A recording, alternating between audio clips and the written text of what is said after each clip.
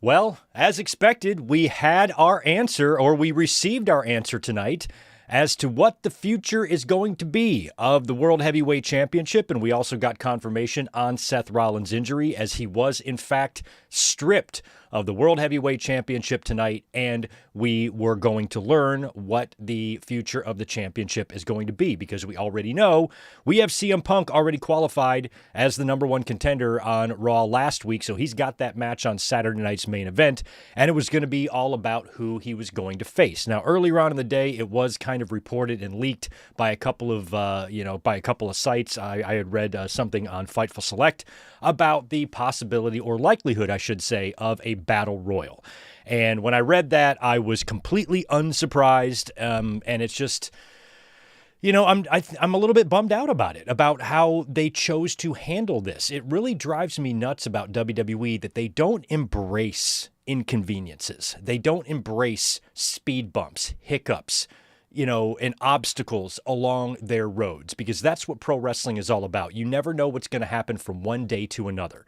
And with injuries and, and the type of sport that this is, you have injuries and things you're not expecting to happen all the time. And I think it's really important for wrestling companies to embrace when they are faced with an unfortunate situation or a shitty situation. And WWE, literally, it feels like every time something like this happens, they do the opposite. They try to get around this inconvenience with as little effort as possible. And when I read the reports earlier on in the day about the Battle Royal, it reminded me of what I was complaining about on the last couple of episodes before we knew what was going to happen with Seth. I said, if they do that shitty triple threat match thing where they do like 2 triple threat matches and then those 2 winners face and then the winner of that faces, Punk or whatever, I thought that was going to be lazy. I thought that was going to be too lazy. Well, guess what? WWE was even lazier than that. Let's just do all this in one night. And as we'll talk about here, they held a battle royal at the end of the night to determine simply who Punk would face for the World Heavyweight Championship on Saturday night's main event. And they went with an obvious choice, a former World Heavyweight Champion. I was thinking we might see Brock Lesnar come out for this thing, or maybe even Gunther, because Gunther's been taking some time off, but now WWE lost Rollins. So I wasn't going to be surprised if WWE phoned up Gunther and like, bro, you got to come back. We need you. You're going to win this battle royal. You're going to have a title match, and we're going to put you back in the title picture. Get your ass back to work. So I thought we might see him. But we didn't really get any surprises. I was actually, aside from Brock, I was actually hoping for a surprise. I didn't want to see him. But it was a battle royal, not a Royal Rumble. So everybody in the ring was pretty much going to be in there. And in the beginning of the match, I only counted 17 people. So I thought we were going to have like 3 more dudes, or maybe a surprise, or Breaker or Reed would find their way into that match after all, or maybe a Brock Lesnar, or maybe a Gunther, and I was even kind of hoping for an LA Knight or an AJ Styles victory or a Dominic victory. I would have been fine with any of those, so to go back to Jey Uso again, it feels like this kind of makes Saturday night's main event somewhat predictable. And what I'd like to know is that if Seth Rollins wasn't injured, because I'm assuming going into last week's Raw, they knew he was injured, but they still did the number one contenders match. So they knew all along it was going to be Punk.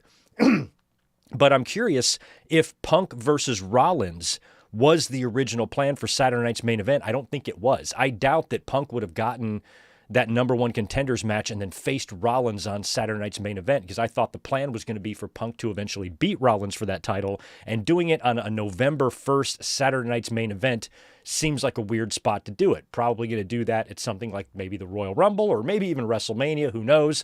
That's where it seemed like that was going. So I don't feel like that match was going to happen anyway, but they went ahead and did the number one contenders match, put Punk in that spot, and then they're simply going to determine who he's going to face for the vacant championship. And all that is fine. It's probably going to crown Punk a 2-time World Heavyweight Champion now, because I feel like if Uso wins, that would be kind of surprising. I feel like it's Punk's belt to win now.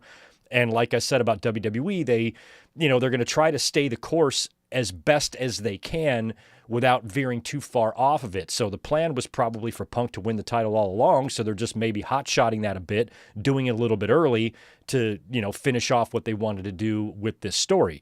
And the Braun Breaker and Bronson Reed, the Bronze tonight, neither one of them were in the Battle Royal. They were booted out by Adam Pearce. We'll talk about all that later and what that could mean. for the future of both of these guys, specifically Braun Breaker. But in terms of the World Heavyweight Championship, they're just going to do it this way. They held the Battle Royal.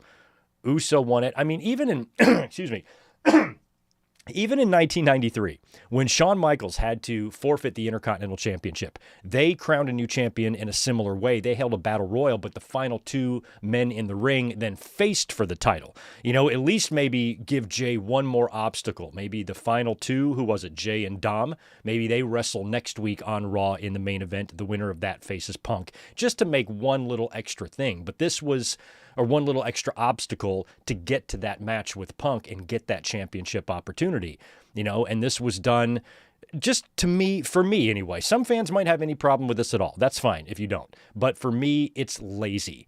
And I would think that, you know, I know when a situation happens that you're not expecting, that sucks, but I really feel like you got to embrace those moments. When something like that happens, you can't grieve forever. You know, get over it, figure out what you're going to do, and say, okay, this is a horrible situation. We feel bad for Seth. We hate that we have to derail our storyline plans, but let's get back to the drawing board, all hands on deck. Let's come up with an alternate path here. And what can we do to have some fun? Because now we have an opportunity. We have a vacant championship. What could we do with that? I was pitching over and over and over to do a Deadly Games style tournament, Survivor Series, 16-man, you know, one-night tournament. I know War Games is already set for Survivor Series, but they can change that plan, or they can change the match and just do a War Games match in the middle of the whole tournament and put the Wyatt Six versus the MFTs in there. That way you still get War Games and you still get your 16-man tournament. But there's not enough time. Yes, there is. You're on Peacock now. It's not like back in the day in 1998, they had to fit that 16-man tournament into 2 hours and 45 minutes. It was insane. So now you have much more time. You can run a 4-hour pay-per-view if you want. You can cut back on the amount of commercials and video packages and all that dumb shit that fills up so much of their time on pay-per-views, and you got plenty of time to bust out a tournament. But, of course, that didn't happen, and WWE took the easy way out, which I absolutely hate because I think it's boring. You know, during a time when we want some, like SmackDown was tremendous on Friday. I felt like they were kind of turning a corner there, you know, with that show. And now I feel like they just had an opportunity to do something fun, but it's like they don't want to be bothered with having to, you know, start from scratch on a story or whatever. They always do this. Whenever there's a situation like this, they very rarely have fun with it. They very rarely take it and say, okay, let's make it up to the fans. They've just lost their champion. They've just lost our top story on this show. You know, instead of just, you know, finding a suitable replacement and you know, keep on going with the status quo, let's really shake things up and take this opportunity that we have, even though it's an unfortunate one. Let's take this opportunity, take this huge, horrible negative, and try our best to turn it into a positive for the fans. And I wish that they would embrace these opportunities more, because simply doing Punk and Uso for the heavyweight title on Saturday night's main event is fine, but that's going to be a main event match with a shitload of fucking commercials, and it's probably just going to result in Punk winning the title, which is probably what he was going to do anyway, eventually beating Seth Rollins. Now, we will be talking about here in a minute, you know, what the future is for Reed and Breaker and maybe even Roman Reigns, because I was assuming that Roman and Seth were going to have a showdown at some point as well. Dave even had pointed out that Mania was kind of penciled in for those two guys. And, you know, I expect Roman Reigns to probably win this World Heavyweight Championship at some time as well. And so will Braun Breaker at some point, you know, and that might be sooner rather than later. So we'll talk about all of it. We'll break it all down. But in terms of what we learned, the big question that we wanted answered tonight, which is why I booked a Raw review for this evening, was, number one, to find out the Vision's explanation storyline-wise as to why they did what they did to Seth Rollins last week, but also to find out what they're going to do with the belt. And unfortunately, they took literally the easiest road out of that situation, and it's just a bummer. You know, I expect more from them. I would want to have more fun with it. You know, I think a big, you can still do the same result, Punk walking out with the title, but if you do a fun tournament, make some interesting matches, and, you know, put it all together for Survivor Series, I thought that would have been fun. Or maybe a show, maybe a big long tournament spanning Raw over a couple weeks. I don't know, something more fun than what they did is all I'm saying. Even the triple threat match thing, I think, would have been more fun than this. So in that, you know, in terms of that, I'm a little bit bummed about the whole thing. So anyway, we're going to talk about all of it. Welcome back to the channel. Thank you so much, guys, for being here. This is your Monday Night Raw review for October 20th, 2025. Do me a favor, mash Mr. Thumbs Up button for me, and make sure you are a subscriber if you are not already. I'll do a couple of hellos here in the chat. I know every wrestling YouTuber is online, is streaming right now on Monday nights, which is why I'm not always here on Monday nights. But if you are here watching me, I do appreciate it. And many of you, most of my views will probably come in tomorrow. So thank you so much for being here, whether you're watching live or on demand. Leave a comment down below or say hello in the chat as we go through this here. Good to see Melissa and Zane G. We got Domo 1997, Gilbert Arbalo. We got Rodrigo in the house. Ricky Salvador is here. Damon Smith, Danny Downbad, Ben Espinoza, Stone Cold 10X, Colin Wright, Nate Dogg is here. Also, Rarely Even chiming in with $5. Hey, Greg, I'm 31 years old today. Life's been pretty good. 31, new girlfriend, maid assistant manager. Life's not too bad. 31's a good age to be, bro. Happy birthday. That's a big one. I remember when I turned 30, that was easy. 40s was the same way, but it's when you hit 31 and you're now in your 30s, and that's different than being 30. I know that sounds weird, but I remember when I turned 31 being like, shit, I'm in my 30s now. I'd kill to be in my 30s again, but back then I thought that was old. And I remember thinking, shit, I'm in my 30s. That's fucking nuts. 2 years ago, I was in my 20s. What the hell's going on here? So happy birthday to you. It's good. 30 through 40 is a great age to be. I had some of the best times in my life from 2007 to 2017. Great times from 30 to 40. It's a great time to be alive, man. Congrats on the new girlfriend. Congrats on the assistant manager gig and all that. Happy birthday to you, Rarely Even. Ajax Johnson, good to see you. Adrian Grant, Bonkers LFC. Anybody else chiming in, saying hello? Thank you so much for being here. We are going to be rolling through these Monday Night Raw results in one moment. And I didn't really have too much other wrestling news to talk about other than one particular thing, and I will give you guys a few just casual thoughts on Wrestle Dream before we finish here tonight. And then if there's anything else you want me to discuss, if there's a wrestling news story or anything like that out there that you want my take on, just drop it in the chat there, and we will try to get to it. And happy Monday to everyone. But we do want to open up with some sad news. We had a death this week in wrestling. We had Robert Horn, a.k.a. Sir Mo. Mo from Men on a Mission. He passed away at age 58.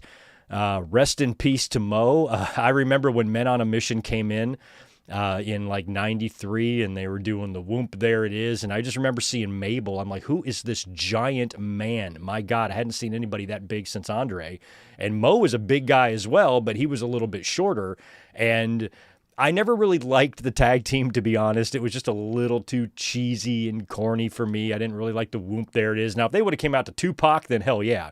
But whoop, there it is, come on. But they were a very, very memorable tag team, and they did have a real brief run with the tag team titles. Held them for just a short amount of time there, I believe in 1994, I think. They got a title shot at WrestleMania 10. They were unsuccessful. They had their sidekick, Oscar, who I believe of the trio is the only last living member. I believe he's still alive, as Mabel passed away several years ago. But Mo, once Mabel turned heel, I remember that day I was watching when the Men on a Mission turned, I think on the Smoking Guns. I think it was a tag match, babyface tag match or something, and they got pissed. They wound up turning heel and beating them up or something, and then Mabel went to be a single star. He won King of the Ring, and then he had King Mabel, and we had Sir Mo. So he was known as Sir Mo, and he was pretty much out of the ring after that point. But I don't really know much else about his career other than the time he was in WWE as Mo. I didn't see him before or after that, and didn't really follow much of his personal life. Never saw him in an interview or anything like that. So that's a shame. Rest in peace to Mo. I have a lot of memories of Men on a Mission. I remember a lot of what they did and their presentation and how I was feeling about them at the time.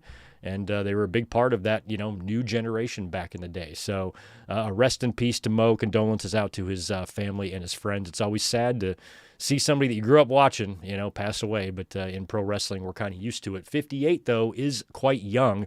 I don't think he was in great health. I did see some recent pictures of him, I think in a wheelchair. Seemed a bit, overweight, probably difficult to get around. So he, obviously had health problems. But that's a shame. Rest in peace to Sir Mo. who passed away at age 58. So I just wanted to at least acknowledge his death. But let's get into Monday Night Raw tonight, because luckily, I was worried they would drag their feet, but luckily earlier on in the day, we did get an update on social media from Adam Pearce that he would give us an update on not only Seth Rollins, but what the future of the heavyweight championship is. And Adam Pearce was then in the ring to open up Monday Night Raw. He said he was there to provide a physical update, and that's when the Vision shows up on the Tron. They're pulling in backstage in their SUV, and you can see the World Heavyweight title front and center right there, but it's clearly, you know, being held by Braun Breaker. Now, but they're trying to make it seem, I guess, like Seth is in the car, and you see the belt first coming through the door, but you knew Breaker had it. You could see through the windshield. So Breaker then steps out. He's carrying the belt, which is weird. I don't know why Bronson Reed doesn't get to carry the belt, because he had the bigger win. Breaker didn't do anything.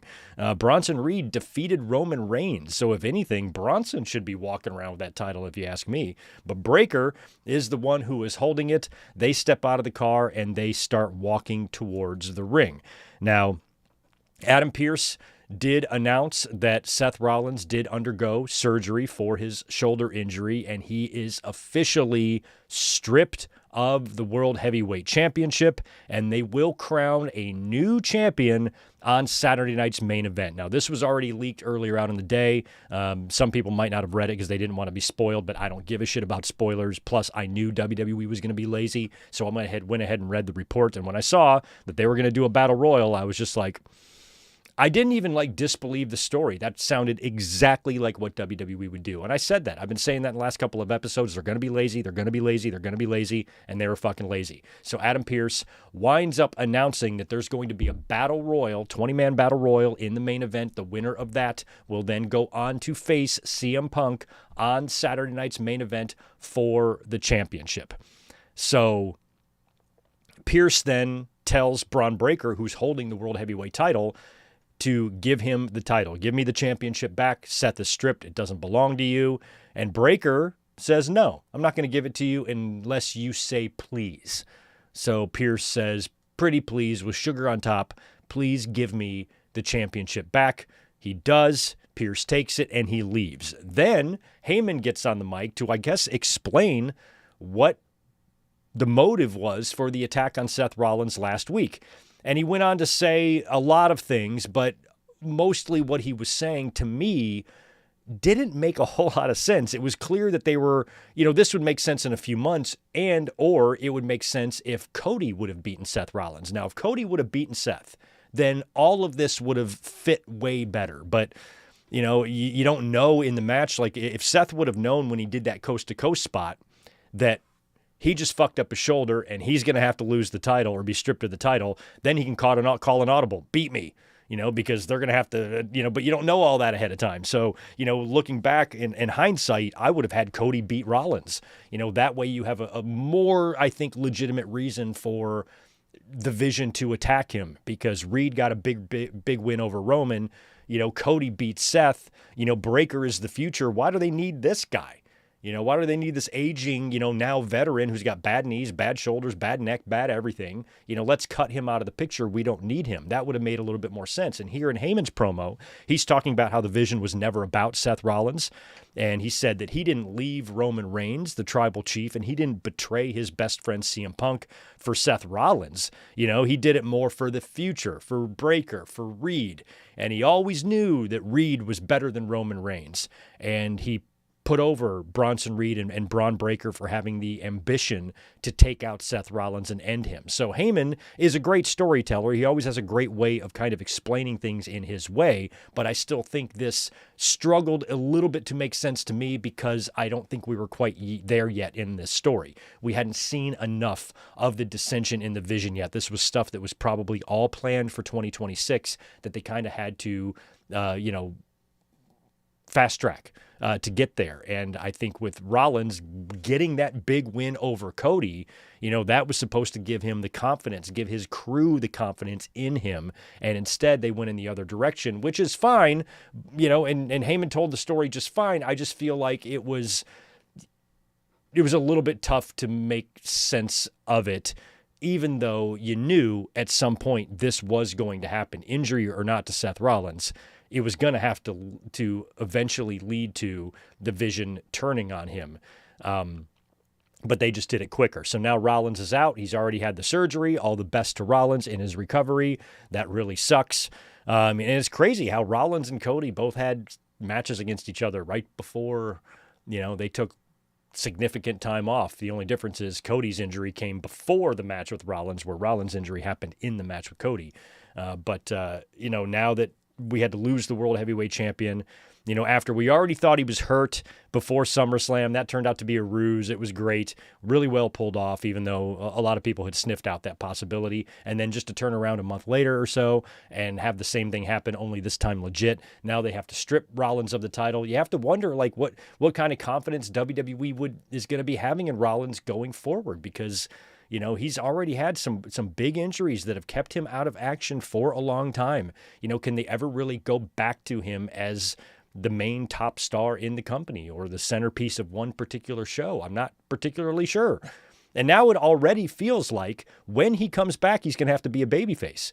Is Rollins going to be able to come out there, looking like fucking Steven Tyler and his laugh and all that shit now? Now I wonder if he's going to have to be like a babyface. Maybe him and Punk are going to, find a common enemy, and if he's back in like 7 months, maybe the two of them wind up teaming together or some shit. I have no idea. But Rollins, being a champion again, I'm sure he'll probably win another world title before he officially retires. But, in terms of, leading the way on a show or whatever, I'm not sure if he's durable enough to do that. And that sucks, because I'm a big Rollins fan. I've always liked Rollins, heel or babyface. Just appreciated his ability. So that sucks that he's out. And it is a little weird because, as we'll talk about later, Reed and Breakker weren't in the Battle Royal. So raises some questions. We'll talk more about that in just a second. We then cut backstage, where we have Judgment Day hanging out backstage. The crew is angry at Dominic for suggesting the tag team title match, which is coming up next. It is AJ Styles and Dragon Lee taking on Judgment Day. Judgment Day has not defended the tag team championships since July 28th. July, August, September. So that's almost 4 months, nearly 4 months, 8 days shy of a 4-month drought. July to August, September. Okay, maybe 3-month drought. But that's a long time, and you're not supposed to go that long. I thought it was 60 days for those type of titles, or you're stripped or whatever. So it's been since July 28th, middle of the fucking summer, when these guys defended the titles last. So it's AJ Styles, Dragon Lee versus Finn Balor and JD McNugent. And it was a good match. It was a really good match. It was fun to see the finish because it was a Styles clash to Balor. Just a Bullet Club finish there for the win. And they changed the titles. AJ Styles on the cusp of retirement. Here he wins a tag team championship with Dragon Lee. So great, cool. I'm happy that they gave us a title change on this show just for fun, it feels like. I can't imagine this being a terribly long title run for AJ and Dragon Lee, but really cool to see AJ Styles, I should say, win championship gold in what could be and will likely be, I'm guessing, the final championship he holds. Do you think there's enough time for him to hold another title other than this? Unless he beats Dom. If the plan here is still for him to beat Dominic for the Intercontinental Championship, they might do that. But this could be the last title he wins. And it was cool to see, WWE finished up their tour. They were over in Japan, and AJ Styles had a nice moment in front of the Japanese audience, kind of saying goodbye to them, because he's not going to be back over there wrestling ever again. A lot of the WWE talent joined him in the ring for that send-off. That was really cool. And it's kind of sad to see that we're getting to the end of AJ Styles as well. But now he's a champion, and he's holding the pizza titles with Dragon Lee. Fun match, and cool to see a title change on Raw tonight. I liked that a lot. We had a lot of title matches on this show, 3 to be exact, because we also had 2 Intercontinental Championship matches, one for the men, one for the women. The first one was Dominic Mysterio defending his Intercontinental Championship against Rusev, and this was another fun match here. Of course, Dominic, double champion. Judgment Day, not too happy with him at the moment either because of, how he kind of is the reason that they lost their tag team titles in the previous match. So Rusev putting a hurting and a dominating on Dominic.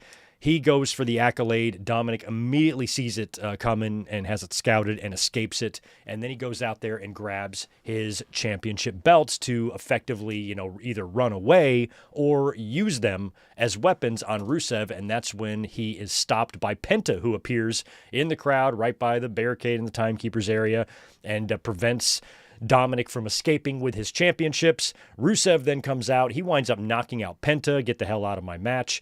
And Rusev is then in 619 position in the ring. Dominic has loaded up his boot with the timekeeper's hammer.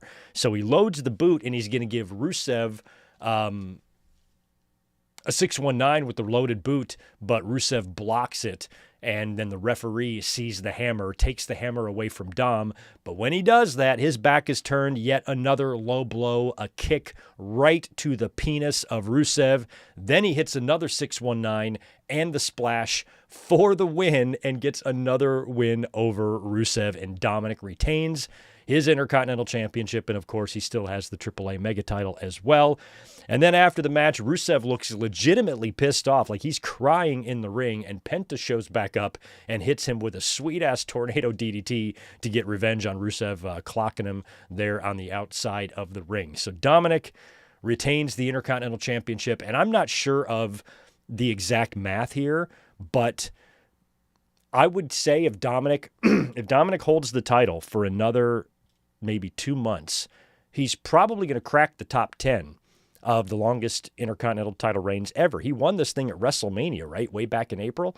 So April to May, May to June, June to July, July to August, August to September. So in September to now, and I believe WrestleMania was on April 20th, so it's pretty much exactly 6 months now he's held that title. And the Intercontinental Championship over the past 25 years has been rapid fire on those title changes. We haven't had a whole lot of long runs, and only a few of them, I think, have lasted over 200 days. So if Dominic is at 6 months at about 30 days a month, he's already at 180 days. So I think if he holds the belt for another 2 months, he should crack the top 10 longest IC title runs ever. And when he won the title, it felt like it might be a short run, but he's held on to it. Really long, healthy, Intercontinental title run here for Dominic, and I love it. I want him to keep the belt longer. I don't want him to break Gunther's record or anything like that, but I want him to have a very, very healthy run with the title. And maybe the plan still is for AJ to be the guy to take it off of him. I think it would be cool if Ray took it off of him too.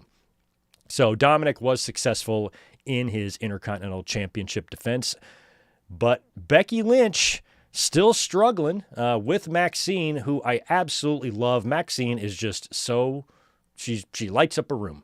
She really does.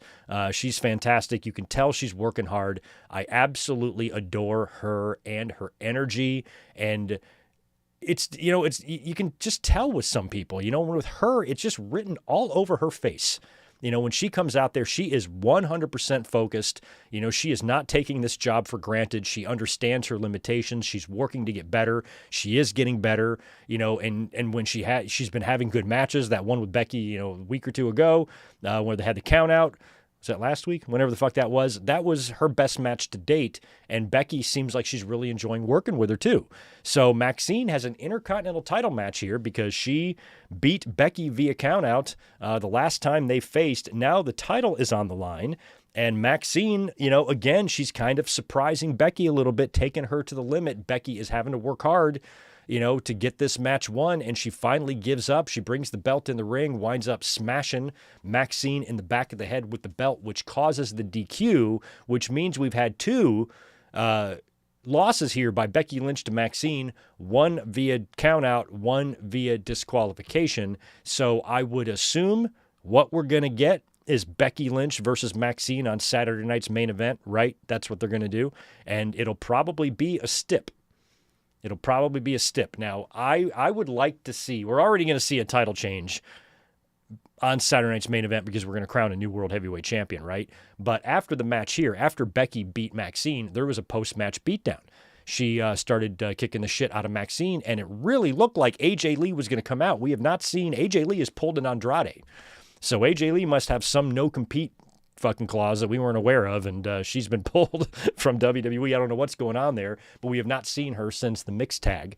So it felt like this was going to be a run-in type of situation because Becky was putting down Maxine, but we never got it. Becky just left. So now that's 2 losses for Becky to Maxine. They're going to book the championship match probably with some sort of a no DQ, no count-out type of stip. And usually in those situations, 9 times out of 10, the champion is going to win that. Maxine, they got 2 victories, but you're not going to win the title. And it's just going to be, it'll still help elevate Maxine. The fact that she had those 3 outings with Becky, those 3 good matches, to be honest, where twice she beat her via countout and disqualification. And then in the actual match for the championship, or the rubber match or the blow-off, whatever the fuck you want to call it, in the match with the no DQ and count-out stip, you still deliver a good match and you have Becky just barely escape. In that scenario, you are not burying Maxine. She is coming away without the championship, but she is still elevated. So she doesn't have to win the championship. And usually in those situations, when she's already up 2-0 on Becky, Becky's going to win when it counts. And she's probably going to cheat or probably going to do something to get it done. But what might be even more fun, I mentioned AJ Lee. We didn't see her tonight. We haven't seen her in a month, and she's signed a contract with WWE. So I don't know if she's only got a few dates or per year or whatever the hell it is, but we have not seen her on TV. So how fun would it be if you book a no DQ, no count out stipulation match for Becky and Maxine on Saturday night's main event? And Becky is about to have Maxine beat because she's gone to these insane lengths, to use this stipulation to her advantage. And she's got Maxine at a disadvantage somehow. And you have AJ Lee come out and attack Becky and cost her the match. And then you have Maxine win the Intercontinental Championship on Saturday night's main event. No, not to Maxine. Why the fuck not? I'm all about rewarding a good attitude. Someone who works hard and tries actively to get better. And every time they're on TV and the camera is focused on them, they are 1,000,000,000,000% in character and focused. Not a lot of wrestlers are like that. Maxine doesn't ever seem like she's someone who comes to work bored, doesn't want to be there. Oh, fuck, I got Raw tomorrow. No, she's ready to rock and roll. And I think it's that attitude. It's the way she comes off and her connections with the fans and her energy that I think should be rewarded. She doesn't have to hold the title. She doesn't have to win the title and have a honky fucking run with it. Just give her the championship. That really, really elevates her, has her beat a major, major star. She wins the championship on national television. Fans are just delighted for her, and she has help from AJ Lee. And then maybe she quickly drops the belt right back to Becky or to someone else. I think that would be fun, and I wouldn't be opposed to it. But I kind of don't see it happening because we're already going to have a big title change that night anyway with the World Heavyweight Championship. But you have to wonder, as we're going to talk about here in a minute in the next segment here, might as well put this up on screen because after that, Becky got face-to-face with the penguin-faced prick, Paul Heyman. But I got people talking outside my window. I'm not used to this new place yet. I hear voices. But anyway, I don't know what Becky would want to do, but if Rollins is injured and he's going to be home for a while, do you take advantage of this? Let me go be with my husband. Maybe she loses the title and leaves and goes and well, maybe not leaves, but at least she's not a champion to where she's obligated to be on like every show. She can kind of come in and out and maybe spend a little bit more time at home. You got an opportunity, right? Rollins is recovering from an injury, so you've got an opportunity to have family time there. So, maybe she goes to Triple H, hey, take the belt off of me and only use me sporadically for the next, few months and I'll hang at home. I don't know. Who knows? She might drop the belt and go hang with Seth Rollins while he recovers. But I feel like still there's got to be a match between AJ Lee and Becky Lynch. That's probably the match we're going to get. So Maxine being the one to take the title from Becky is probably not going to happen. It's probably going to wind up being AJ Lee taking the title off of Becky, since AJ did steal the Intercontinental title and skip around with it. But we don't know where AJ Lee is. But I think that she could turn up one way or the other on Saturday night's main event. Even if my pitch doesn't happen, like she comes out and helps Maxine win the championship, that's probably not going to happen. But AJ Lee coming out is likely to happen. And I think we could see her on Saturday night's main event, because her husband is likely going to walk out that night with the Intercontinental Championship. So, they could, or with the World Heavyweight Championship. So Punk and AJ could literally swap with Becky and Rollins. They were World Heavyweight Champion and Intercontinental Champion respectively, and now AJ and Punk are. And maybe they close out Saturday night's main event, both of them with championships, hugging and kissing. Where is Saturday night's main event? It's not in Chicago, is it? I don't think it is. But something like that I could see happening on Saturday night's main event. So I think AJ will probably, maybe after Becky wins or retains the championship, if they do the Maxine match like we're expecting, maybe AJ just comes out and, I don't know, attacks her or confronts her or runs her off or something like that. So either way, I think we'll see AJ at Saturday night's main event. But I wouldn't mind doing something fun with Maxine. She's terrific. So anyway, we're backstage now. Heyman, this is great. So Heyman is backstage at Adam Pearce's door. And apparently he's there because he's noticed that Braun Breaker and Bronson Reed have been booted out of the Battle Royal. So he knocks on Pearce's door, and Pearce is like, yeah, they're out of the Battle Royal. And Pearce says that Breaker and Reed are going to remain out of the Battle Royal unless Paul Heyman says, please. He asks Heyman, do you want them back in the Battle Royal? And Heyman goes, yeah. He goes, say please. And then Heyman's like, Mr. Pearce, I would greatly appreciate it if you would put my men back in the Battle Royal, please. And Pearce says, no, fuck off, and slams the door in his face, which was pretty cool. So I'm guessing he was doing that because of the disrespect in the beginning segment, but he's kicked out Reed and Breaker of the Battle Royal completely. So that raised more flags. I was thinking to myself, okay, I feel like it's not going to be anybody in the graphic picture. If they're kicking out Reed and Breaker, it's probably going to be Brock Lesnar. And I hope it's not Brock. Keep his ass on SmackDown. But it could be Gunther. I could see Gunther coming back and being a part of this, but that might not work either because he's the one currently tentatively scheduled and penciled in to face John Cena in December in John Cena's final match. And that would be fun, I suppose, if it was a championship match, but I just didn't feel like that was something they were going to do. So those guys are out, and now it was really making you wonder what they were going to do in the Battle Royal. And to me, it was basically going to be one of two things. It was either going to be or one of three things: a really fun surprise, a really bad surprise, or even worse, they weren't going to do anything at all, and they were going to take the easiest, most laziest route they possibly could to put the belt on Punk on Saturday night's main event, and they chose to just have Jey Uso win the Battle Royal. So that sucked. But after Pearce slams the door in Heyman's face, he turns around to see Becky Lynch standing there. So that was kind of interesting. And Heyman, kind of explains himself a little bit to her and even tries to pitch, I don't know what, him being her side piece or something. He said something about, you can have a hot husband at home and have an adorable oracle on the road. What is he suggesting there? Because if he's suggesting what I think he's suggesting, I have thrown up in my mouth and swallowed it back down. Becky calls him a penguin-faced prick just a few days after Strowman called him the Penguin too on social media, didn't he? And he does look like a penguin. He really does. He looks like a really, really large, waddling penguin. He used to be, the walrus? Now he's a penguin. So basically, she says fuck off. She also claims that Rollins knew all along that Heyman was going to eventually turn on him. He saw it coming. She says that Heyman means nothing to him, and eventually he will be back. So that right there is insinuating that by the time Rollins gets back, he's probably going to be a babyface, and Becky Lynch might be too.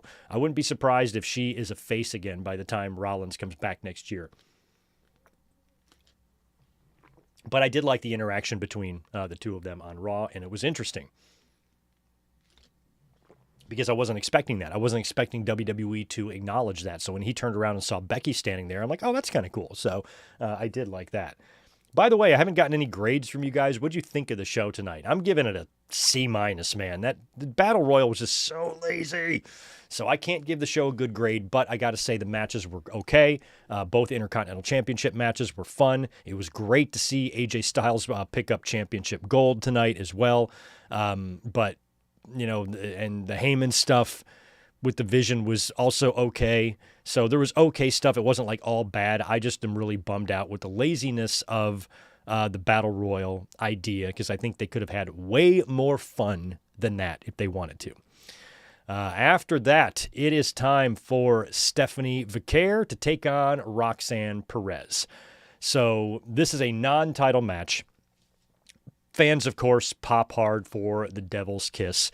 Raquel Rodriguez is out there causing trouble. At one point, Stephanie hits the 619 on Roxanne, and then she's going to go for basically like a springboard, something on her, but Raquel is right there. And so you can kind of tell Raquel is waiting for her to jump so she can come in and grab her feet, and Vacant kind of sees it coming. She kicks her. She winds up being back in the ring. Roxanne is now on the outside of the ring with Raquel. Stephanie goes up to the top and does a big, great-looking top rope dive, landing on both Raquel and Roxanne on the outside of the ring. She gets Roxanne back in the ring, hits the angel wings or angel's wings or whatever the fucking finisher is called, for the win, and beats Roxanne Perez. There is a immediate post-match beatdown as Raquel runs in, and her and Roxanne start beating down Stephanie Vacant, and this was absolutely hilarious. Nikki Bella's music hit, and I was like, holy shit, I forgot that Nikki Bella came back. It feels like it's been a couple weeks since we've seen her, or since I've noticed her, and I forgot. I'm like, oh yeah, Nikki Bella's back. Like when her music started playing, I'm like, what the hell? I'm like, oh yeah, she came back a few months back, and I just had already forgotten. So I literally forgot that Nikki Bella was back in the company, and then her music played. She ran out there. I'm like, oh yeah, Nikki Bella, yeah. So she comes out, makes the save. They run off Raquel and Roxanne, and then backstage we get the two of them kind of talking, and Stephanie like thanks her, and then she goes, hey, I owe you one. And Nikki's like, yeah, I might take you up on that because I've made a couple of enemies now. And that was kind of it. I thought Nikki was going to say, yeah, you do owe me one. How about you give me a shot and a crack at that world championship? But instead she's like, yeah, I might take you up on that. Thanks. So cool. Thank you. And then she like ran off. So I think Nikki missed an opportunity there, but that was what it was. Here's a segment that I really kind of liked. I like this a lot. So, I don't have an image for you. I forgot to put one up. But right after that, it's Lyra, Valkyria, backstage. She's sitting there chilling, talking to Adam Pearce. And she's about to say things like, you know, me and Bayley are just different people and whatnot. And then Bayley shows up. And, of course, she's acting crazy. She's all buddy-buddy with Lyra. She's got her arm around her. And she says that, hey, I know you got a birthday coming up, so I've got a big surprise for you. And Lyra's like, can you just tell me what the surprise is? I don't know if I want to be surprised. She goes, no, you're going to be surprised. You're going to be surprised next week. She's getting some big birthday present. So Bayley is giving me like serious like Cable Guy vibes. You know, the movie Cable Guy with Jim Carrey and Matthew Broderick. And I think it would be so funny if the birthday present to Roxanne is Bayley taking her to medieval times. Oh my God. If you've never seen the medieval times scene in Cable Guy, please go watch it because it's tremendous. So I feel like we're getting Cable Guy vibes from Bayley, and she's turning into a real Chip Douglas over here. And I think it's great. I haven't really totally been fully intrigued by this weirdness of Bayley, but this segment tonight was kind of funny, and I hope they pull out something fun for next week's birthday surprise. Bayley also had a skybox in the Sunday night game last night, right? Atlanta Falcons and San Francisco 49ers. Bunch of WWE people there. The two people that are going to face on Saturday night's main event for the championship are both there, Jey Uso and CM Punk, both in the skybox there, taking in the game. I think Jimmy was there too. LA Knight was there. Roxanne Perez was also there, but no Lyra. She did not get invited, and I also did not get invited, which I think is bullshit. I would have hopped on a plane and gone. And the fact that everybody was hanging out there in the skybox watching an NFL game, a bunch of WWE stars, and not one of them thinks to call me. Okay. I see how it is. So then, next segment up is Heyman along with Braun Breaker and Bronson Reed. Now, I was expecting this because, as we heard in a couple of segments prior, Reed and Breaker were kicked out of the Battle Royal for some reason. So they obviously want answers. So I was kind of thinking that maybe this could be a big segment here because Heyman approaches them and Braun Breaker very calmly is questioning basically like why they're not in the Battle Royal. So we're out of the Battle Royal. We don't even have a chance to fight for the championship that belongs to us. Like what up with that, Paul Heyman? And Heyman just deflect. He's basically, he very in a very political way starts just rolling off of his successes and compliments them. And basically all he really says to them is to look in the mirror if you want to see the future of WWE. Gives them no explanation at all. They're basically like, hey, help us out here. Do what you can. We're out of this Battle Royal. And he basically is like, I don't know, shut the fuck up and trust the process, I guess. Didn't really give them much, where I thought that was going to be them saying, yo, we are super pissed. This is a big opportunity between the two of us in that Battle Royal. We are virtually guaranteed to get a spot to face CM Punk on Saturday night's main event. You got to do better to try to get us in this match or whatever. Like, we're not going to accept this. We're not going to take no for an answer type of thing. But it was more of a calm interview, and they stayed out of it. They didn't even interfere in it. Like, because I kind of was holding out hope that this was going to be them saying, no, we're not going to allow this Battle Royal to happen. You're going to kick us out? No.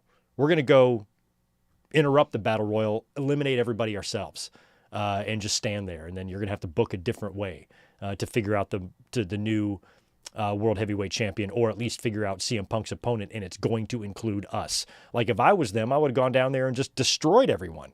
They've already done that a few times. They've beaten up a lot of top stars, Romans and Jays and Punks and Knights. They've left them laying and bloody and multiple tsunamis. Where's the rage, guys? Where is your outrage over this?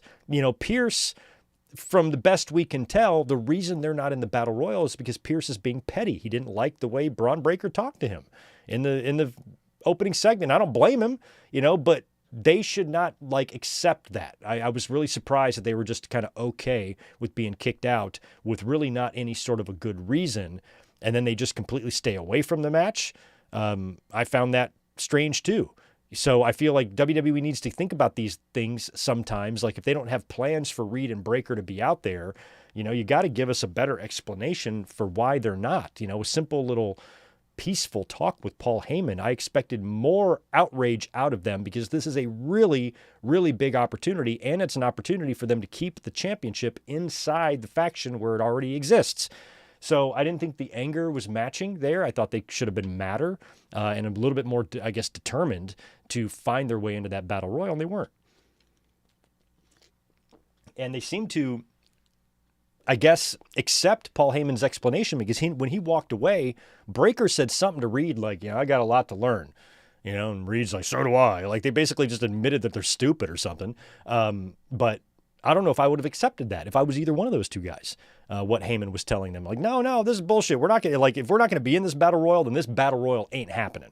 There's no way. This is not fair. And it wasn't. It's not fair for them to not be in there. Reed should have been like, what the fuck, bro? I just beat Roman Reigns. I can't qualify for the same match that El Grande fucking Americano is in. And if my math is correct, I put a screenshot on Twitter at the very beginning of the match. I counted only 17 dudes. Now, I don't know if they called it a 20-man Battle Royal or if it was just a Battle Royal, but there's only 17 people in there. So, their spots were just not there. And so that's another kind of hole or weak spot in this story that is just a little bit hard to make sense. And it's pro wrestling at the end of the day.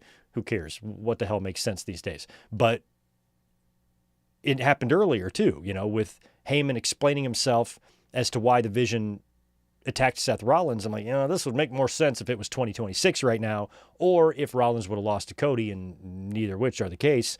So you have to just suspend your disbelief a little bit on that and say, okay, this is going to eventually happen. So that's one thing. But now, these guys are out of the Battle Royal, and that's fine if the plan isn't creatively for them to be a part of this. It's going to be Uso and Punk.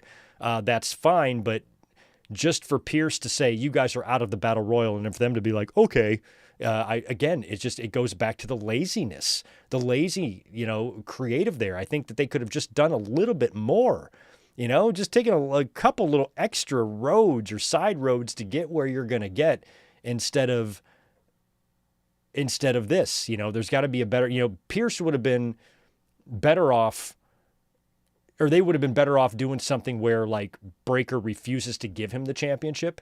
No, I'm not going to give you the title. And that forces Pierce just to suspend the both of them indefinitely or kick them out of the arena, for theft or insubordination or whatever. You can find some reason, or, because they attacked the World Heavyweight Champion and knocked him out, costing WWE a lot of money essentially and advertised matches and whatnot. So they could have used that as a reason to maybe suspend them indefinitely until Heyman brings them back in 2 weeks. Or at least ban them from the building tonight or whatever. But to leave them there in the locker room, healthy scratches off the Battle Royal. They were set to be in it. They were in the match graphic, and then Pierce told them they were out. And the fact that they didn't run down there and murder every man in that fucking ring is really surprising to me, because that's what you would expect them to do. And Heyman was basically like, no, just accept it. Look in the mirror. You're the future, and that's it. None of that was really adding up. So now it is time for the Battle Royal itself. About 17 dudes was in this thing. CM Punk was on commentary for this, putting over Dominic Mysterio, said he does not want to face Dominic Mysterio because he knows he would lose to him. And Dominic was in the Final Four. The Final Four was AJ Styles, Dominic Mysterio, the Final Five, AJ Styles, Dominic Mysterio, both of the Usos, and LA Knight. So when you looked at the graphic there, I was at first under the impression that none of those guys were going to win. It was going to have to be a surprise. But why would I assume a surprise when WWE has just proven to me how lazy they are? So I started thinking about the Brock Lesnar thing, and I'm like, okay, we don't want that to happen. And luckily, it's probably not, because WWE is too lazy to do something crazy like that. It might not be Gunther either if their plans for Gunther involves John Cena. So if they're not going to pull a rabbit out of the hat, if they're not going to, surprise us with anything and have someone come down that we weren't expecting, or maybe a defection from SmackDown, or I don't know, or Braun Breaker coming down and entering the Battle Royal anyway and winning it and then celebrating and going on to face Punk, even though Pierce kicked him out. It's something like that is what I kind of thought they would do at first. But once we got into the match here, I'm like, okay, looking at the field, it really came down to like 4 possibilities to me: AJ, Jey, Dom, or LA Knight. And I thought to myself, I'm like, you got, LA Knight. Fans want to see him win the championship. I don't ever think he's going to get there, but he would have a chance to get there if, something happened, an unfortunate, unplanned injury that maybe makes an opportunity for him. And I would have been fine with LA Knight getting the win here and winning the Battle Royal and maybe even winning the World Heavyweight Championship. It would give him an opportunity to hold the title, albeit for a short amount of time, but at least it would satisfy that for some fans who have really wanted to see him win World Championship gold. And I've just really never thought it was going to be in the cards for him. So I thought he might actually have a chance here. But in the end, it was Jey. So it's down to the final 5: AJ, Usos, Dom, and LA Knight. The Usos get rid of AJ Styles. He comes in for like a phenomenal forearm, and they double super kick him. They tried to do the Shelton Benjamin spot, but didn't look too good. And then they eliminated AJ Styles right after that. And then while Jimmy Uso and LA Knight are battling on the ropes, Jey Uso comes in and dumps them both out. So Jey Uso eliminates his brother. Jimmy is not happy. And LA Knight, of course, again, gets eliminated and will not be winning a World Heavyweight title. And that comes down to Jey and Dom. And at this point, I'm rooting for Dom. At this point, I'm like, let's just have Dom win, because either way, between Jey and Dom here, I feel like these guys are battling for the opportunity to lose to CM Punk on Saturday night's main event. So let's just have Dominic win. Let's just do it. Dominic's the fucking best, man. But that would be tough because a lot of fans would be rooting for him, I think, on Saturday night's main event. Dominic might actually have more favor with the crowd than Punk. Because Dom's a heel right now, but he's the most over guy in the company, I swear. So I was kind of hoping for Dom, but it probably made sense that it's going to be Jey. Jey eliminates Dominic. He wins the Battle Royal. And now it's CM Punk and Jey Uso one-on-one on Saturday night's main event for the vacant World Heavyweight Championship. And I would assume that CM Punk is going to pick up the win. I'd just like to know, how this fits into WWE's creative, what they had planned had Rollins not gotten injured. Had Rollins not gotten injured, I'm wondering when they thought, or when they had planned, if they even know yet, they might not even know, but when the plan was to take the belt off of him. I felt like it was probably going to extend into 2026 somehow, maybe with like a Punk and Rollins match at the Rumble. Maybe Roman Reigns helps Punk win somehow, and then you book Rollins and Roman at WrestleMania. Punk goes on to defend the title against the winner of the Rumble or the Chamber, and then Roman winds up taking the belt off of Punk, maybe at SummerSlam, and then you build to Braun Breaker and Roman Reigns, with Breaker being crowned and beating Roman and having the moment and whatnot. So that's kind of how I thought it was going to go-ish, give or take. Some of those pay-per-views could be shuffled around, but that was kind of the order of the championships that I saw. But if Rollins would not have gotten hurt in that match with Cody, I don't think they were going to do Rollins and Punk on Saturday night's main event. I feel like that's too soon. So I feel like they made this happen after they learned of Rollins' injury. Once Rollins was hurt, then they booked the number one contenders match. That gets Punk in there, and then they're just going to do a battle royal for the other one. But tournament would have been way more fun. Would have been so much more fun. You could do it at Survivor Series. You could even try to figure out a way to do it on Saturday night's main event, because it's not going to be on NBC anymore. It's going to be on Peacock. So you get all the time in the world on Peacock, you would think, to do a tournament if you wanted to do it there. But they just did the battle royal, and they're not having fun. They want to push the fast forward button. Like, okay, so Seth, we had to strip him. Let's just get to the next champion as quickly as we can, instead of, maybe trying to do something that's a little bit memorable. And imagine if they would have thrown together a one-night tournament that would have really, really kicked ass. That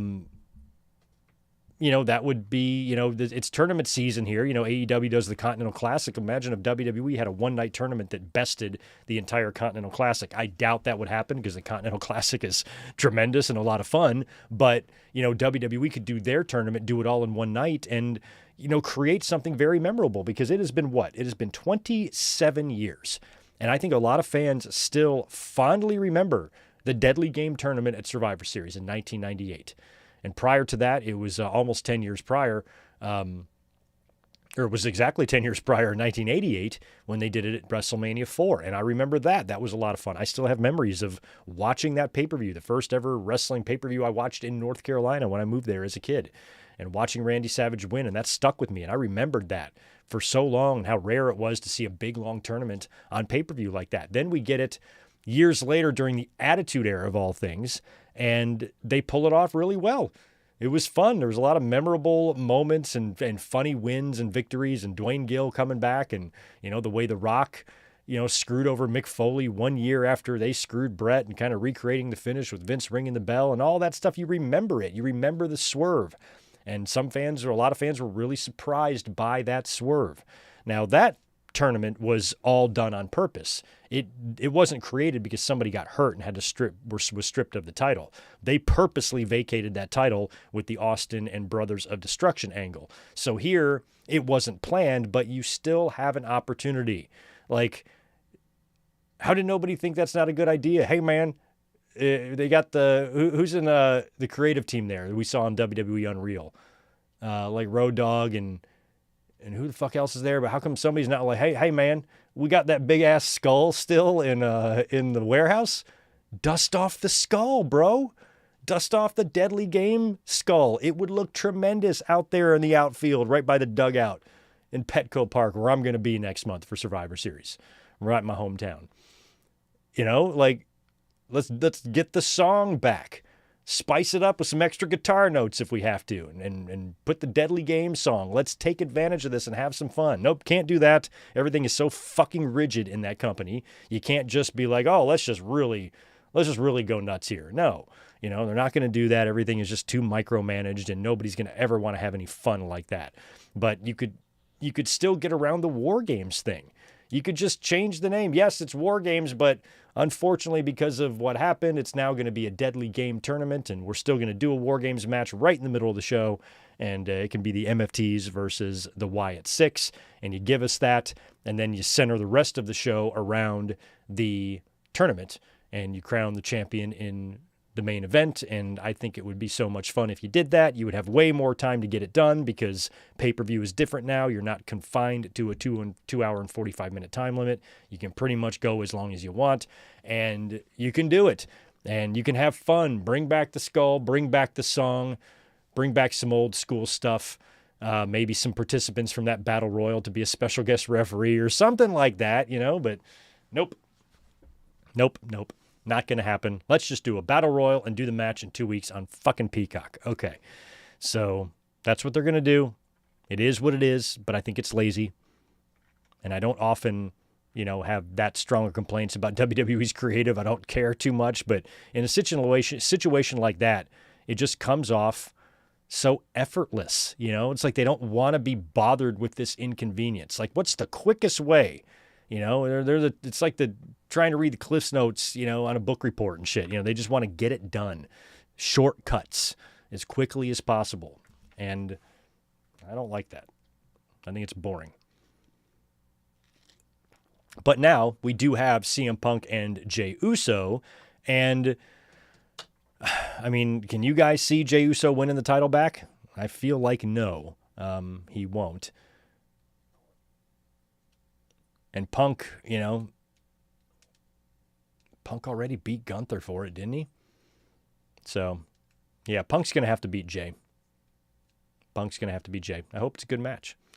In terms of Wrestle Dream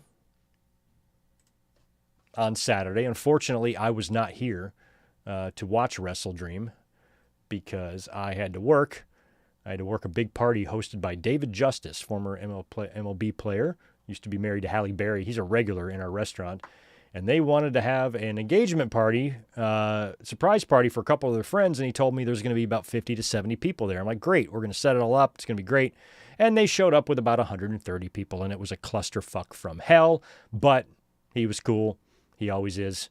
I would have rather have been home watching wrestling, though. So I did want to give you guys a couple of quick thoughts on Wrestle Dream. But before I do that, I'm going to read what you guys have to say about Raw. Just getting my Wrestle Dream not predictions, but my results pulled up here so I can read them. Yeah, let's see what you guys are saying about some of this stuff. What's going on, the Juliet? Do I hear voices in my head? Sometimes, yeah. Sometimes. Luckily, they don't tell me to kill anybody, which is cool.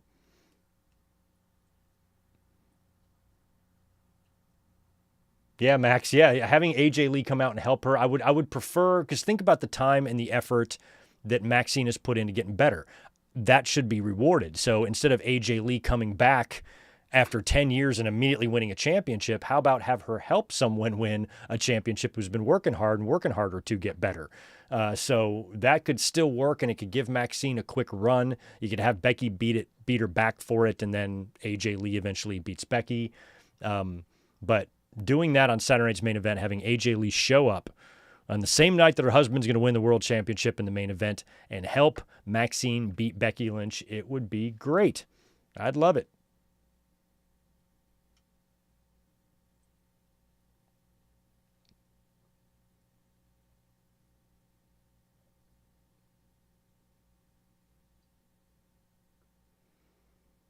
Yeah. Oh, yeah. Niners won too. By the way, the football games tonight. I know the Lions beat the Bucks. The Blue Jays are going to the World Series. I do kind of feel a little bit bad for the Seattle Mariners, because they have never been. They're the last team to like never win one. But I don't have any loyalty to them. At the end of the day, I don't give a shit. But I was a big Ken Griffey Jr. fan back when I was a kid. Still have all of his rookie cards. Sent them all in to get graded. Sold a few of them on eBay. Kept a few others. His 1989 Upper Deck rookie is the most beautiful baseball card to ever exist. So that's as close as I ever got to being a Mariners fan. And back in the day when the Blue Jays won a couple of back-to-back World Series, I was really, really rooting for them hard because I had a lot of friends who were Atlanta Braves and Philadelphia Phillies fans, and they were driving me nuts during the World Series, and Blue Jays beat them both times. It was very sweet. I'll never forget my one friend during the Atlanta series, a little redneck little fucker, because Atlanta was pretty close to North Carolina, so everybody bandwagoned them with all the was just very over. Every fucking kid I knew was a huge Atlanta Braves fan all of a sudden in like 1990 or whatever year that was, maybe 91, when they went to the World Series against the Blue Jays. And then the Blue Jays beat them, and then the Twins also beat Atlanta.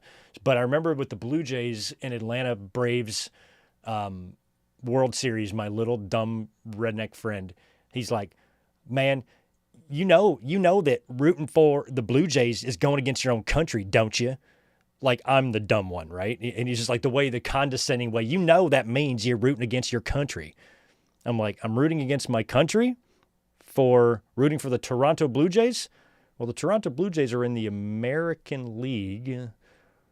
All Americans are on the team, and you can throw a rock from New York and hit Toronto. So no, I don't feel like I'm going against my country at all. It was just really funny. Like, you're going against your country, right? And I'm like, is this what we're making this into now? Jesus Christ. But I was like, look, I just want the Blue Jays to win. That's all. I don't like the Braves. That's all. Boy, so butthurt about it. But anyway, congrats to the Blue Jays going back to the World Series. And Raw was up against 2 NFL games and a baseball game, Game 7. So that was a lot. So I didn't think we were going to see anything too insane tonight, but at the same time, we had to get an explanation on the championship, and we even got a title change. So not too shabby. Not too shabby.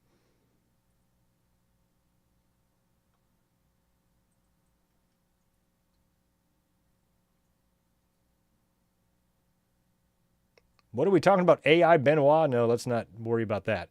There was some clarification. When we did the podcast the other day, what was it, Friday, I talked about that WWE AI story, and I was like, something ain't adding up here. This is just way too bizarre. I thought somebody was messing with Dave Meltzer. I had a hard time even believing what I was reading, and we did get clarification on that a little bit in terms of what that actually was.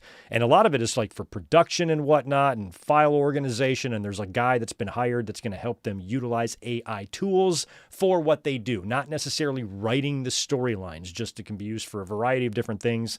Is kind of like the gist of that. But we were kind of laughing about how they're going to just have AI write all their storylines now. And I'm like, that doesn't seem right or logical at this point. And so we did get a little bit of clarification on what some of that meant this week as well.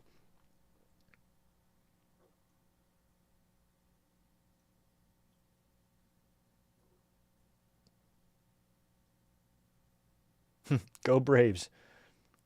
Tupac AI.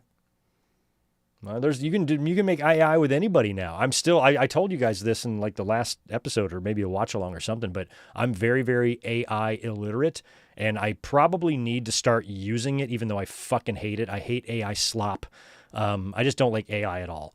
It doesn't feel like it's bringing anything that special to the table because everybody's just using it for funny pictures and shit like that. And so I'm just like not really into that, but I haven't used anything. I haven't downloaded ChatGPT. I don't know how to do anything AI related.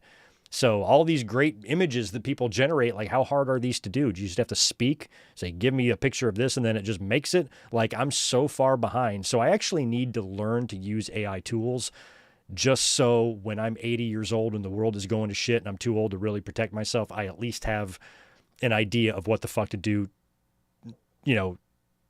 technology-wise, and I don't want to fall far too far behind where gadgets and gizmos and lights flummox me.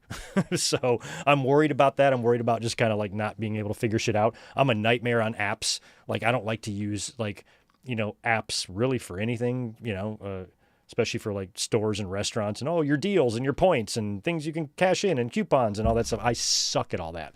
So I just not that good with that type of shit. So I don't know anything about AI. I've never used it to do anything. I don't respect AI thumbnails. If I see them on YouTube, I'm like, nope, any idiot can do that. I don't like AI thumbnails. There might be a situation where AI could be useful for an image or something. We even saw it in WWE with the El Grande Americano Titantron or whatever. So you can use it here and there, I suppose, to cheat on something, but I haven't used it at all. So if you have any AI recommendations, like just for basic stuff, like if I wanted to create an AI image of, Bret Hart, having pizza with Tito, what, that's actually a great sounding, fucking image. I like the sound of that. Bret Hart and Tito having pizza together. And maybe I'm like the waiter. I'm waiting on them. Oh yeah. Like, so what website should I use? Like who should I ask? What chat, what? what AI thing do I do to make Bret Hart and Tito have pizza together with me waiting on them? Anyway, shit like that. I don't understand it, and I don't do any of it. So I got to catch up. I'm such a boomer. I'm not even a boomer. I'm Gen X. Motosin. Let's read this. I just got home from Raw. Security was crazy strict about not recording on their phones. No kidding. It was nonstop yelling at people to put their phones away and was so distracting all night. I missed so much. I thought you were allowed to record at shows. Every show I've ever been to, every fucking fan, myself included, is just recording everything. I have 2 solid hours of WrestleMania 39 footage on one of my secondary channels. That's crazy. I thought you were allowed to record. Why aren't you all of a sudden allowed to record? That's weird. That sucks. I guess I didn't notice the crowd tonight if, people had their phones out, but I just assumed everybody records everything. Every fan just records everything. You go on YouTube, you see you probably got 1 million fucking videos from Raw tonight. Interesting. I didn't know you weren't allowed to do that. Well, that sucks. No, Greg. Well, I'm not going to, no, Max, I'm not going to fall into the AI dark side, but I need to know what it is and how to use it. Doesn't mean I'm going to use it, but I need to be aware of it and what the fuck. Like, I don't have TikTok. I've never done a TikTok, and I feel like the whole world is on TikTok. It took me 12 years to get on Instagram. I've only been on Instagram for a year and a half or something. So, or a couple years now. But AI is just something that I haven't gotten into yet. So there were signs everywhere not to record. I only see it in Sacramento. Okay. Because I've gone to shows. I've gone to a couple of WWE shows here in San Diego, and I don't remember being told that. I've got some videos of those shows, so that's interesting. When I was on the Jericho cruise and they taped Dynamite there, or they taped like an hour of Dynamite or a portion of the show, but they had to tape that ahead of time. That didn't air live, so they were real strict about the phone recording there. And I remember when I got down there, I came late after Elizabeth was already down there. I went off to maybe get a beer or something. I don't know what the fuck I was doing, but when I came down there, I had missed the announcement. I didn't hear it. So I'm holding up my phone recording. I recorded the intro of Dynamite, and I kind of noticed as I'm recording with my phone, holding it up over my head as high as it can go, I'm looking around. I'm like, I'm the only one recording. And Elizabeth goes, you're not supposed to be on your phone. And then finally, a guy sees me, starts walking. He's like, put it down. I'm like, oh. And she's like, no, they made an announcement. I'm like, oh, fuck. So I got like 20 seconds of footage there. But that's the only time I've ever experienced being told you can't record at a wrestling show, at least recently. But anyway, about Wrestle Dream. I was going to order it and watch it on Sunday if I had enough time. But if I didn't, that means I really wouldn't get enough or get around to watching it until like tonight. And by that point, I don't want to spend the $40 or $50. So I did not see the show, but I have seen a couple of matches. There's been a couple of YouTube uploads, saw a couple of links, and 2 people DM'd me a couple of matches, and I saw a lot of highlights. So I have a general gist of the show. So I can't really give you an authentic review, but in terms of how the show appeared to come off, sounds like it was another good one. It's what I've kept saying about AEW is that their strongest point is their pay-per-views. They always deliver on pay-per-view, no matter how weak the Dynamites are, or the build-up shows, or the build sometimes, or sometimes the matches are just matches. But a lot of these matches, you had issues in every one of them. They weren't just thrown together out there. but a lot of these cards do come together rather quickly.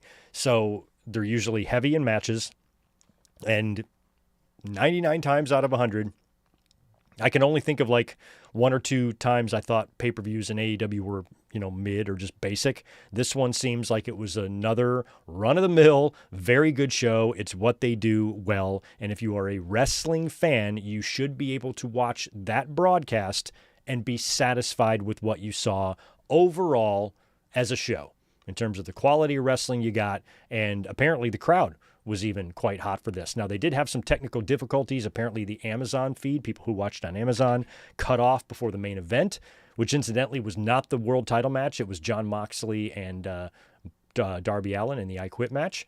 And a lot of fans were talking about that match, about how it kind of ended maybe a little bit lacklusterly with just a sharpshooter. And a lot of it, I think, had to do with the Athletic Commission, because there was a story about the Athletic Commission or Pro Wrestling Commission in Missouri. Is that where they were? That like doesn't allow blood and had all sorts of restrictions. And so they kind of had their hands a little bit tied for some of these matches. So that it probably answers the question as to why maybe Moxley and Darby didn't feel as insanely bonkers as it should be. But there was still some crazy spots. I mean, we had choking, we had a lot of blood, really gnarly weapons. And I loved when Claudio threw Darby over the top rope onto the table. I mean, I was satisfied with the amount of violence I saw in this match. Moxley even dunked Darby Allin's head in a fish tank filled with water, trying to drown him, which caused a whole thing on social media between Sarah Stock and Amanda Huber. Sarah Stock was like, as a mother, I'm so offended by this. This was pay-per-view on a Saturday night at midnight. Here's an idea. Just don't teach your kids to be idiots. Teach them not to be morons. Problem fucking solved. When I was a kid, I saw Randy Savage get a cobra. Jake Roberts get a cobra and bite Randy Savage, make him chew on the arm of Randy Savage, a cobra. I didn't run out to the woods behind my house that has plenty of poisonous snakes, find one, bring one home, and use it in a backyard wrestling match with my friend and bite my friend with it. Because I was kind of stupid, but I wasn't that fucking stupid. All kids are fucking stupid. You just have to teach your kids not to be idiots as best you can. And there should be nothing on pay-per-view at midnight on a Saturday night that should offend a mother. I'm worried about my kids doing this. Parents have been saying this bullshit now for fucking 40 years. The video games, the pro wrestling, all that stuff. This is far from the worst thing we have ever seen. We've seen attempted murders before. We've seen people try to drown someone in a wrestling match. We've seen guns being pulled out. We've seen all kinds of, explosions and deaths and near deaths and attempted murders and cinder blocks to the faces and punt kicks and pile drivers to old ladies on steel gratings. I mean, my God, you got a pair of testicles? Bring them over here. Let me hook a car battery up to them. Like, Jesus Christ, like all of a sudden, this one random spot in this match, you're going to choose to be offended. It wasn't on Saturday morning, right in the middle of Saturday morning cartoons when your dumbass kid is on the floor eating cereal, and then all of a sudden he's seeing Moxley trying to drown Darby Allin. No, you have to pay $50 and watch the shit on midnight on a Saturday night if you want to see it. Like, what the fuck? So it's just sour grapes. Sarah Stock was let go from AEW. This was all very transparent. She was lashing out. This was more about her wanting to lash out at AEW than anything else. A lot of people commented, shut the fuck up, you're stupid. She's still maintaining that everybody else around her is ignorant and she's right about all this. Some people do agree with her that it's a little bit too much, but these are the same conversations that have been happening in every single decade about not only wrestling, but video games. Kids are going to do this at home. Yeah, some of them probably are. The dumbest of the dumb are going to attempt this shit at home. Darwin. So, it's always going to be an ongoing threat from not just wrestling, from not just video games, but from anything your kids view or witness or see or consume in television or entertainment or on their phone or on their iPad or on their laptop or on their friend's laptop or their friend's phone or their friend's house or their friend's TV. There's all sorts of real bad shit that kids can see. And no child was being forced to watch Jon Moxley attempt to drown Darby Allin on pay-per-view at midnight on a Saturday night. Not one child was forced to do that. So it's silly, and like to get butthurt over that was dumb, and it was very transparent. So her and Amanda Huber were going back and forth, and the last time I checked, it looked like they kind of made up. I think they kind of used their common motherhood as a way to kind of end the beef. So it looks like it kind of ended in a good way. But shit like that is just so transparent. It's the same thing with Gail Kim. She was all of a sudden just real vocally butthurt about AEW, and then we kind of hear a little story that maybe she might have reached out for them for a job and they didn't really get back to her, so now she's pissed. This is human nature. That's what people do. So whether it's true or not, it's certainly plausible. And with Sarah Stock, she kind of decided to go after them, and it felt more about sour grapes towards AEW than it was an actual, real, legitimate, rational complaint about something that you see, because we have seen some. I think the fork spot the fork spot that's pinned to my Twitter profile, that's worse than the drowning spot. So some kids, the dumbest of the dumb, are going to try to imitate crazy shit they see on TV. You got billions of people in this world. You're going to have some real fucking dumb ones. It's your job as a parent to say, hey, little Timmy, don't be a fucking idiot. Don't grow up to be stupid. See all that? Don't ever do that to one of your friends. He should understand that. You should make him understand. It's your job as a parent to do that. So granted, wrestling's very violent now, but when I was a little kid, I saw lots of disturbing things in movies and even in wrestling, that I never once went out and tried to imitate. I put sharpshooters on my sisters all the time. Sure, that was fun.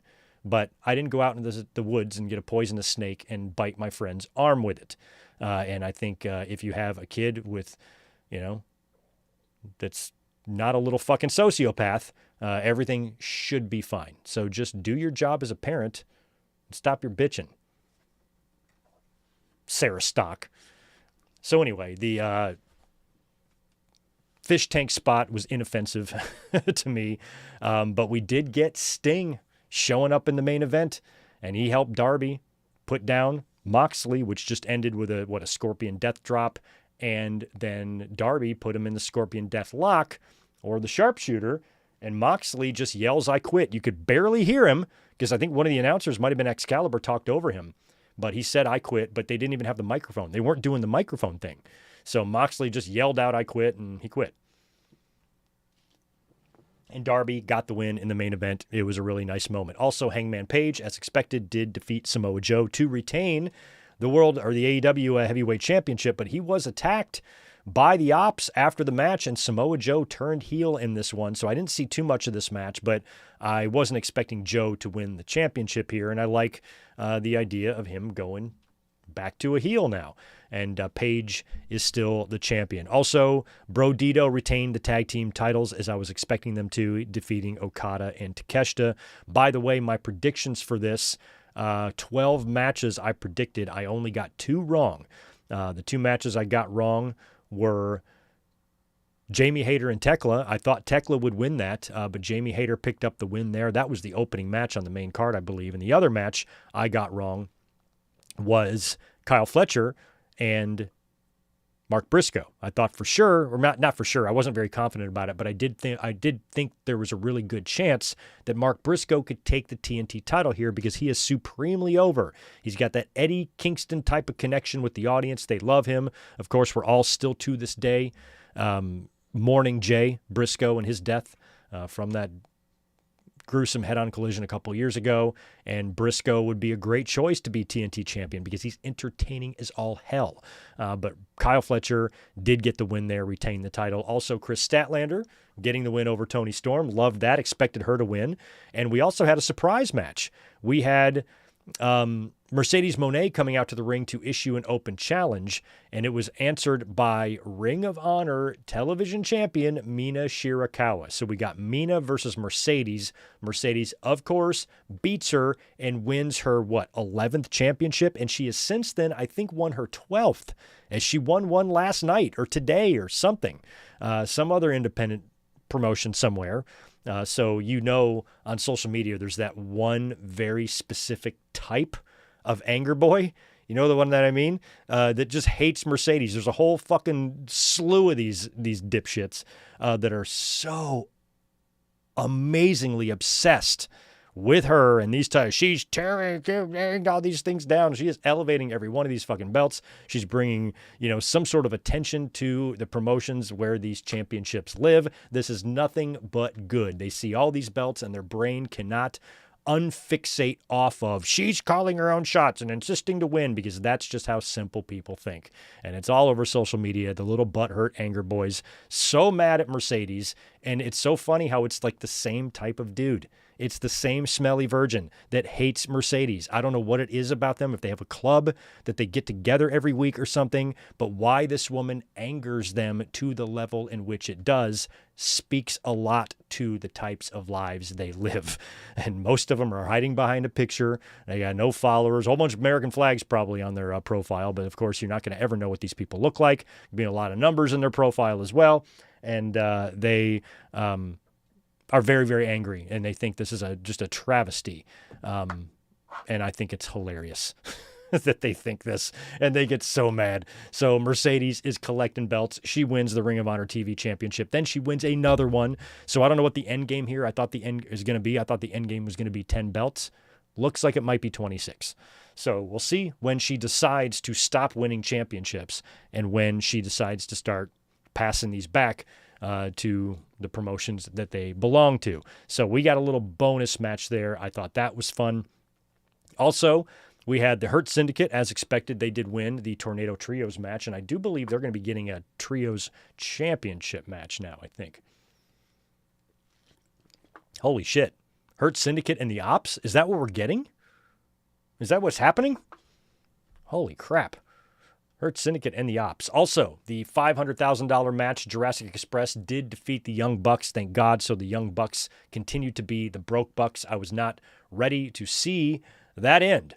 We had some post-match activity there as well. And then on the tailgate, I got all those matches right, but I did like what they did with the tag team match with FTR and Jet Speed. That match bled into the main card, and the show started with the pre-show match still going on, and they started shooting off the pyro, and it reminded me of what WCW used to do when they would transition from hour number one into hour number 2 of Nitro. The pyro would go off right at the top of the hour, regardless of what was going on the show. So if you had a match going on in the middle of the ring and you got to the top of that hour, pyro was going to go off. So it was kind of like an homage.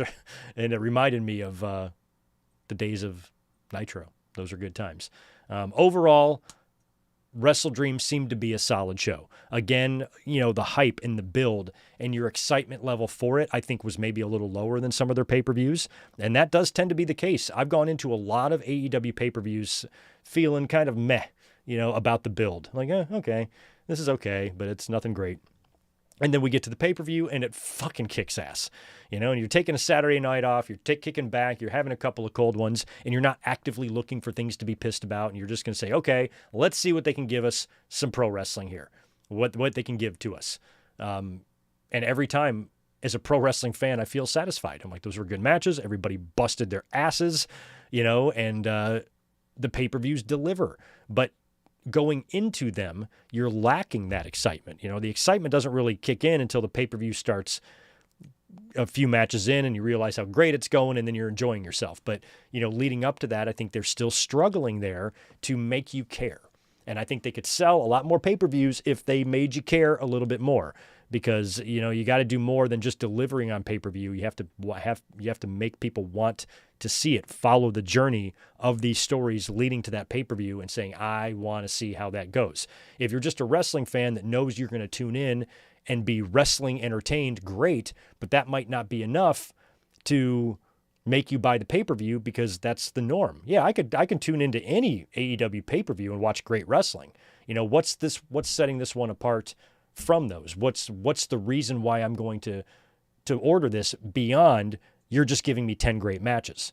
What other than that, is my reason for watching? Because all your pay-per-views give me 10 great matches.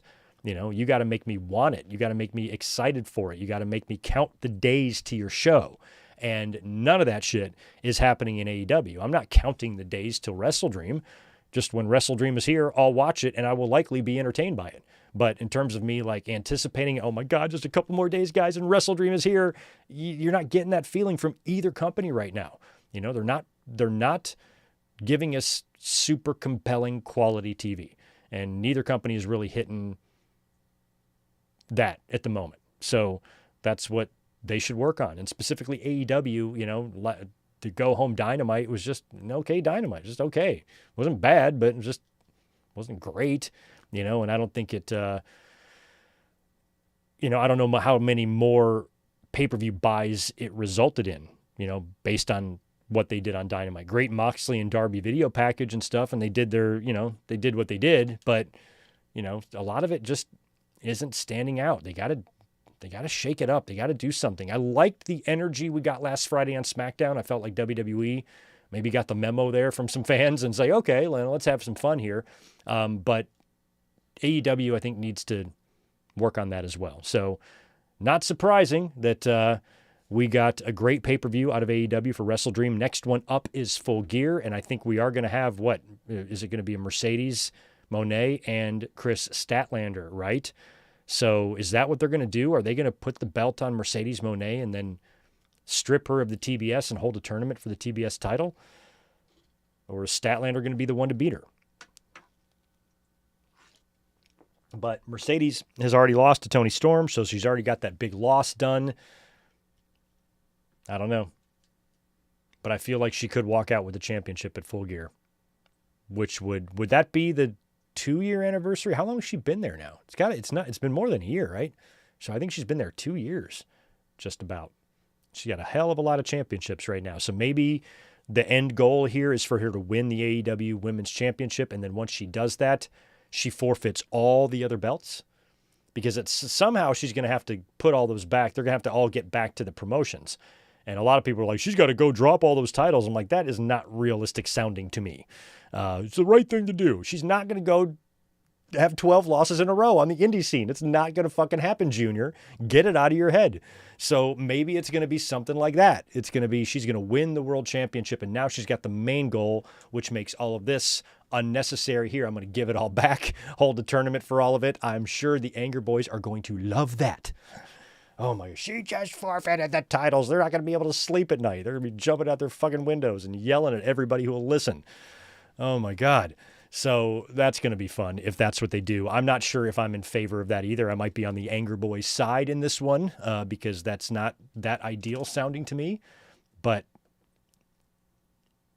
it sounds like where they might be going. For sure. For sure. Full Gear versus Survivor Series head-to-head. When is Full Gear, by the way? We're not getting a head-to-head pay-per-view, are we? AEW Full Gear 2025. What's the date on this sucker?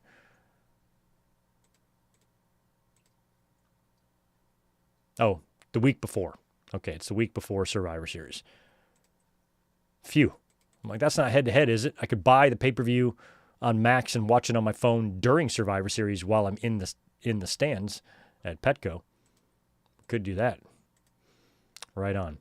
All right, well, I think that is about the end of my notes here. I need to get out of here because I still have dinner to cook tonight. So appreciate you guys being here this evening.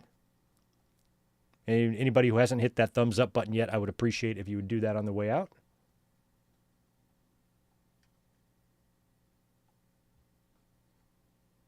Right on. Okay, cool. Yeah. Well, thanks, guys. Thanks for hanging out this evening on this Raw review. We'll be here this weekend for